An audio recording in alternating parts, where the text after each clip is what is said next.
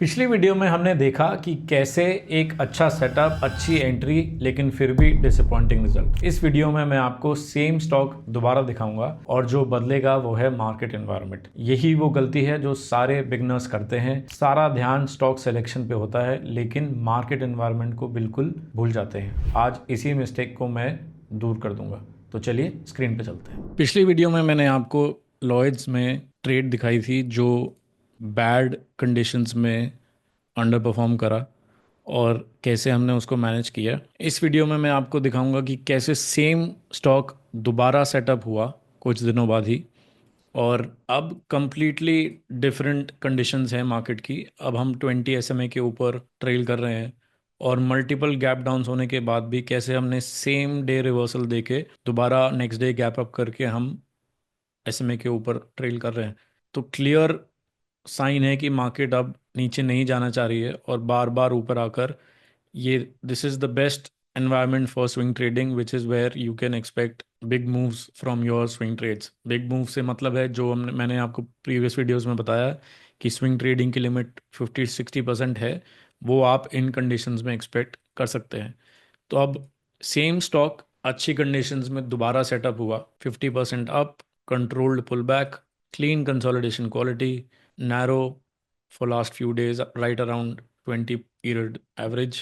और इस स्टॉक को सिलेक्ट करने का एक रीज़न ये भी था क्योंकि मैंने इसे पहले ट्रेड किया हुआ है और मुझे इस बात की अवेयरनेस थी कि इसने बैड कंडीशंस में आउट परफॉर्म करने की कोशिश करी थी, क्योंकि कंडीशंस काफ़ी टाइम तक ख़राब रही और काफ़ी डीप करेक्शन आई थी।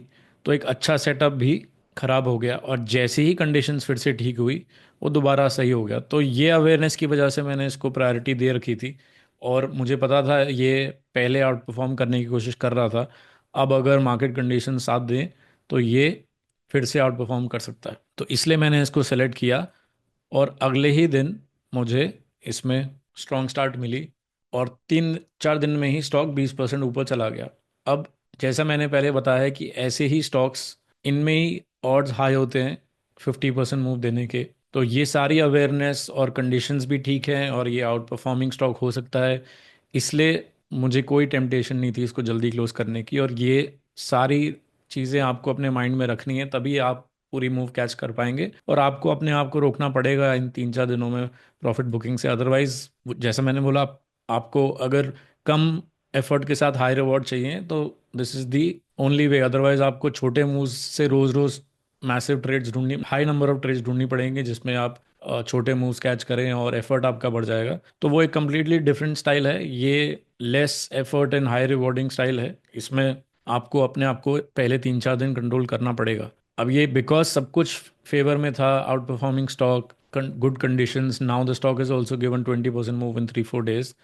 तो मैंने इसको ट्रेल किया और कुछ ही दिनों में उसने 50% मूव दे दी।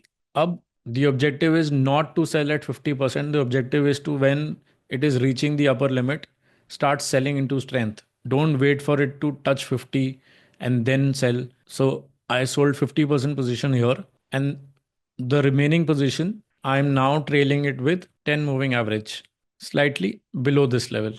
And ये स्टॉक 10 पे आया और आप बिल्कुल एक कह सकते हैं कि ये एक स्ट्रोक ऑफ लक है कि बिल्कुल कुछ ही टिक से बचा। लेकिन ये एक परफेक्ट एग्जांपल है कैसे मूविंग एवरेजेस के पास आके एक लीडिंग स्टॉक्स वीक होल्डर्स को शेकआउट करके दोबारा सेटअप होते हैं और री एंट्री देते हैं या एक और एंट्री देते हैं। तो इस स्टॉक ने फिर से स्ट्रॉन्ग स्टार्ट दी और क्योंकि मुझे एक्सपेक्टेड था ये स्टॉक आउट परफॉर्म करेगा, ये 3-4 दिन में और एक फ्रेश मूव दे दी और टोटल 80%, अराउंड 80% मूव इसमें आई।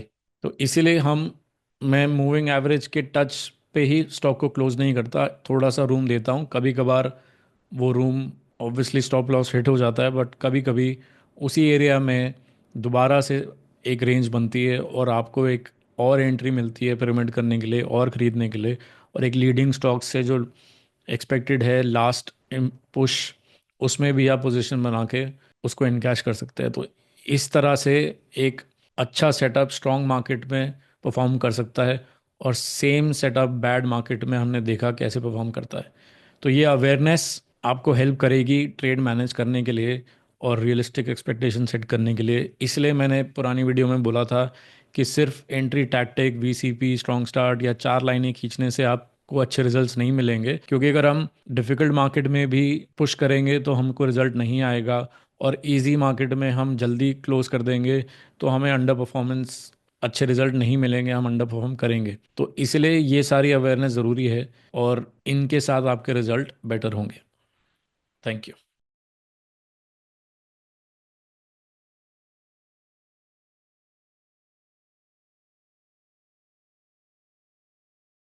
Investment in securities market are subject to market risks. Read all the related documents carefully before investing. Please read the risk disclosure documents carefully before investing in equity shares, derivatives, mutual fund, and or other instruments traded on the stock exchanges.